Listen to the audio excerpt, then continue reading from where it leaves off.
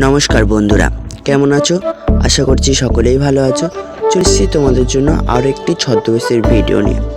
তবে এগুলো ছদ্মবেশ নয়, এগুলো হচ্ছে মানুষ ঠাকুর। দেখো, মানুষই এমন সেজে আছে, তোমার থেকে মনে হবে না যে এগুলি মানুষ। এটা সেজেছে রবীন্দ্রনাথ ঠাকুরের লেখা রাশিয়ার চিঠি।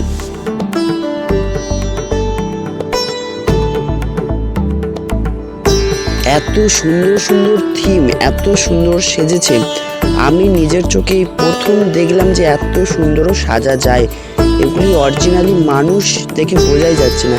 এটা সেজেছে তোমার স্বাধীনতা শুধু একদিন পতাকা উত্তোলনে, আমার স্বাধীনতা প্রতিদিন প্রতিটি নারীর সম্মানে।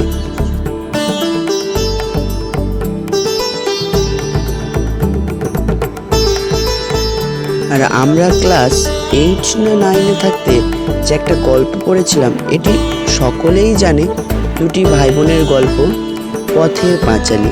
তোমরা দেখতে পাচ্ছ একদম অরিজিনাল, যেন দেখে মনে হচ্ছে ছবি আঁকা, বাট এটা ছবি না, অরিজিনালি দুটো মানুষ সেজে আছে।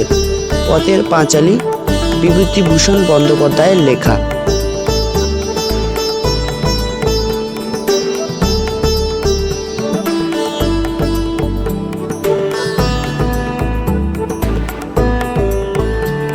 এত সুন্দর সুন্দর সেজেছে।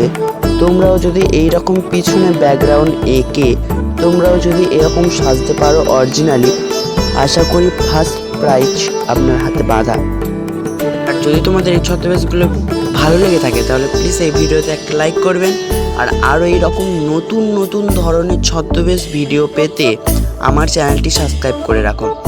আর এটা সেজেছিল দ্রৌপদীর বস্ত্রহরণ। তোমরা দেখতেই পাচ্ছ দ্রৌপদীর বস্ত্রহরণ হচ্ছে। একটা সময় যখন আমার ছেলেকে স্কুলে ছাড়তে যেতাম, আজও আমায় ছাড়তে এসেছে।